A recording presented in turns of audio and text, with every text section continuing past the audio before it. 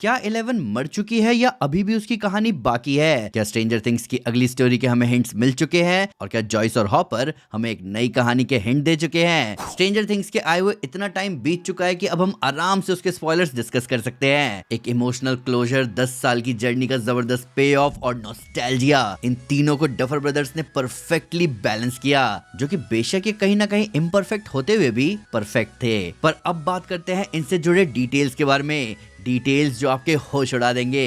तो बिना किसी देरी के चलिए शुरू करते हैं। शुरुआत करते हैं सबसे ऑब्वियस कॉल बैक से, जो कि जुड़ा है डंजन्स एंड ड्रैगन्स गेम से।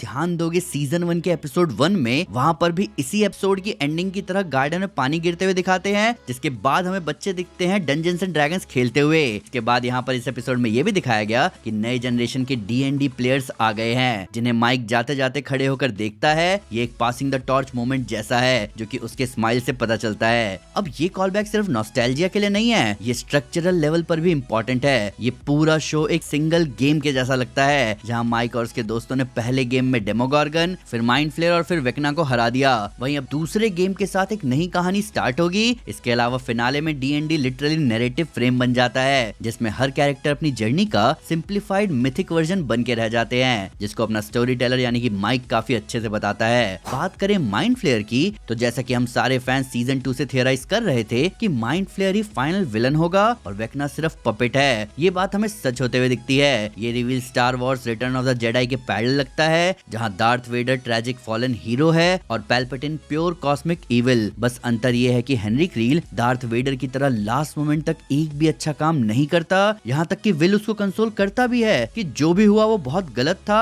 और उसमें माइंड फ्लेयर की गलती थी, ना कि हेनरी की। इसके अलावा हेनरी क्रील की केव मेमोरी फिनाले का बहुत बड़ा ईस्टर एग है, स्पेशली उनके लिए जिन्होंने Broadway play stranger things the first shadow नहीं देखा। अब स्टेज प्ले में जो बैक स्टोरी दिखाई गई थी, उसके क्लिफ नोट्स हमें मिलते हैं केव्स, ब्रीफकेस, साइंटिस्ट और अबिस जैसे डायमेंशन के जरिए। इससे ये बात साफ होती है कि हेनरी को पावर्स रैंडमली नहीं मिले थे, बल्कि ये पावर्स उसको एक लार्जर कॉस्मिक सिस्टम से जुड़ने के बाद मिले थे।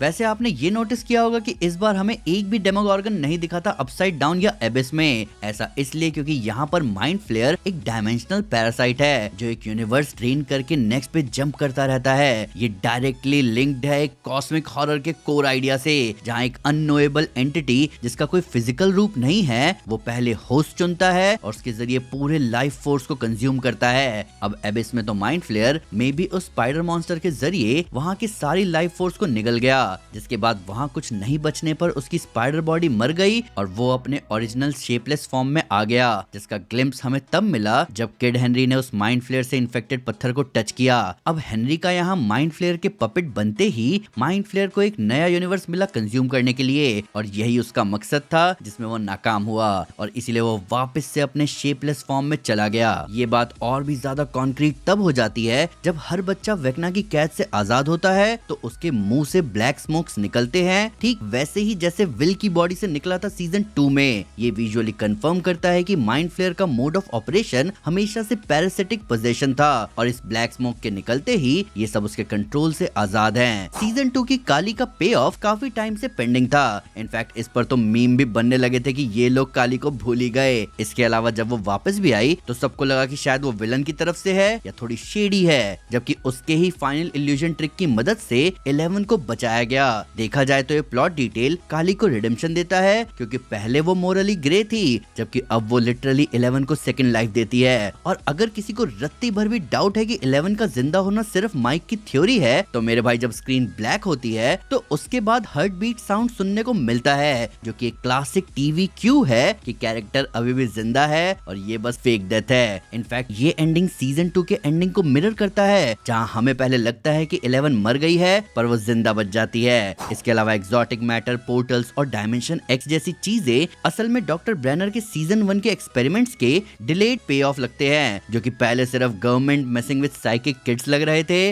वो अब एक सीरियस साइंटिफिक और कॉस्मिक प्रोजेक्ट का पार्ट बन जाता है, जिसमें मिलिट्री ने मल्टी डायमेंशनल वारफेयर का आइडिया टेस्ट किया। 1989 के टाइम जंप के साथ Indiana Jones and the Last Crusade theatre mention असल में एक डफर ब्रदर के डिटेल वर्ल्ड बिल्डिंग को शो करता है, क्योंकि यही वो टाइम था जब सिनेमा पीक पर था और स्टार वॉर्स और थिंग्स जैसी मूवी आई थी। प्रिंस के जो गाने यहाँ सुनने को मिले, खासकर व्हेन डव्स क्राई या पर्पल रेन, ये ट्रैक्स हिस्टोरिकली लाइसेंसिंग वाइज बहुत मुश्किल रहे हैं, तो इनका यूज अपने आप में एक मेटाफ्लेक्स है, क्योंकि जब तक प्रिंस जिंदा थे उनके गाने का लाइसेंस सिर्फ उनके पास था, पर उनके जाने के बाद उनकी फैमिली ने इसके लाइसेंस को बांटना शुरू कर दिया। प्रिंस के गाने यहाँ इमोशनल टोन को एलिवेट करते हैं और एक थोड़ा सा दर्द पर एक एपिक फील देते हैं। हॉपर का मॉन्टॉक मेंशन एक hardcore behind the scene Easter egg है। मॉन्टॉक ओरिजिनल टाइटल था जो डफर ब्रदर्स ने नेटफ्लिक्स को दिया था इस सीरीज के लिए, जो कि आगे जाकर स्ट्रेंजर थिंग्स बना। इन यूनिवर्स ये एक कैजुअल लोकेशन रेफरेंस लगता है, लेकिन मेटा लेवल पर ये एक टेस्ट था कि स्ट्रेंजर थिंग्स के कट्टर फैंस उसको पकड़ पाते हैं कि नहीं। स्टीव का आर्क फिनाले तक फुल्ली सेटल लगता है, जहां अब वो बेसबॉल कोच के रोल के साथ साथ sex education teacher type guardian figure में ट्रांसफॉर्म हो गया है। सीजन 1 का डूशी बॉयफ्रेंड अब जेन्युइनली रिस्पॉन्सिबल और नर्चरिंग एडल्ट बन गया। उसका प्रोटेक्टर रोल जो कि हम इतने समय से देखते आ रहे थे, बेसिकली अब उसका जॉब है और इसीलिए वो इतना खुश है। वहीं बात करें नैन्सी की, तो उसका एमरसन ड्रॉप करके जर्नलिस्ट पाथ चूज करना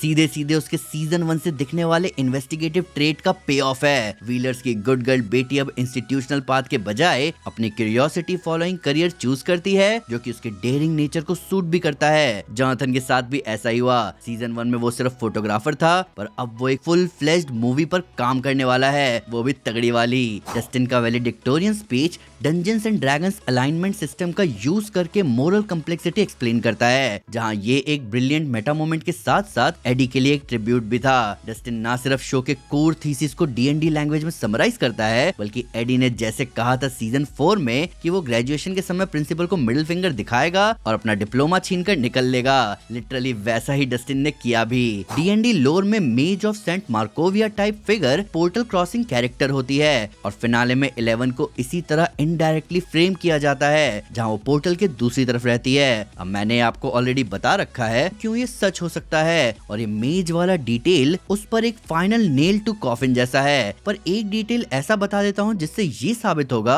कि एंड में जो माइक ने कहा वो शायद एक थ्योरी है। तो अगर आप नोटिस करोगे तो काली के लेफ्ट नाक से ब्लड आता है। इससे पहले इस सीजन भर उसके राइट साइड से ब्लड आता था जब भी वो अपनी पावर्स यूज करती थी। मेरे ख्याल से एक बहुत ही स्मार्ट तरीका था सीरीज एंड करने का, जहाँ इस एंडिंग को दो तरह की ऑडियंस के लिए बनाया गया। एक वो जो हैप्पी एंडिंग पसंद करते हैं और जिनके अंदर अभी भी होप है, या एटलीस्ट एक बच्चा है जो अच्छाई पर बिलीव करता है, जो ये बिलीव करना चाहते हैं कि दुख के बादल के बाद अच्छाई का मौसम आ ही जाता है। वहीं दूसरी ऑडियंस वो है जो एडल्टहुड में आने के बाद इतने सारे अप्स एंड डाउन्स देख लेने के बाद उन्हें थोड़ी एजी या रियलिस्टिक स्टोरी पसंद है, और वो एक्सपेक्ट कर रहे थे कि कोई ना कोई तो मरेगा। इसलिए एंडिंग की एक पॉसिबिलिटी ये भी रखी गई कि 11 मर गई है। वैसे आप किस एंडिंग पर विश्वास करना चाहते हो, प्लीज हमें कमेंट में जरूर बताना।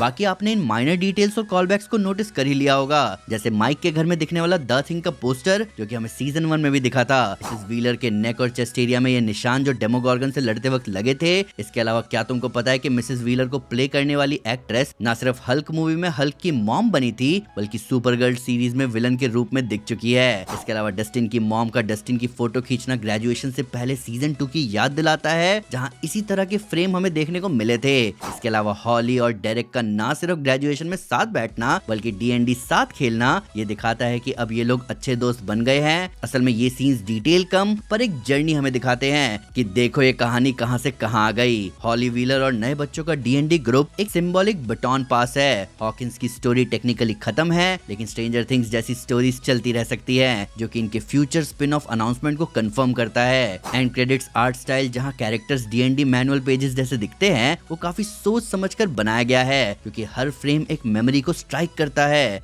इसके अलावा एंड क्रेडिट्स में हीरोज गाने का यूज थीमेटिकली स्पॉट ऑन है, जहां ये line we can be heroes just for one day literally पूरे शो के कोर को दर्शाता है, जहां हर सीजन ये लोग हीरो की तरह ना ही सिर्फ हॉकिंस को बचाए बल्कि इन्होंने पूरी दुनिया को भी एक्सटिंक्ट होने से बचाया। स्ट्रेंजर थिंग्स का ये फिनाले बेशक हर फैन के लिए परफेक्ट ना हो, पर एक चीज क्लियर है, ये शो अपने एक भी कैरेक्टर को चाहे बच्चे हो या बड़े किसी को भी जोकर नहीं बनाता, बल्कि उन्हें बनाता है हीरोज। एक छोटे से टाउन के कुछ नर्ड्स ने D&D टेबल से उठकर लिटरली कॉस्मिक हॉरर से फाइट की। अब चाहे तुम 11 के जिंदा होने वाली थ्योरी पर बिलीव करो या उसके सैक्रिफाइस को लास्ट पेज मानो, एक बात पक्की है कि ये शो खत्म हो गया है, पर इसके लेजेंड्स हम जैसे फैंस के दिमाग में हमेशा हमेशा के लिए रहेंगे। अब आप बताओ कि आपका इन सारे डिटेल्स के बारे में क्या कहना है? क्या आपने इनमें से सारे डिटेल्स नोटिस किए थे या कुछ मेरे से मिस हो चुके हैं? मिस हो गए हैं तो आइए कमेंट्स में इनके बारे में बात करें। वीडियो अच्छी लगे तो लाइक जरूर करें और चैनल को सब्सक्राइब करना ना भूलें। साथ ही साथ एक स्टेप आगे आकर अपने फेवरेट चैनल को सपोर्ट करें मेंबरशिप लेकर। Thank you guys, this is Aman Sinha and you are super super. Piece.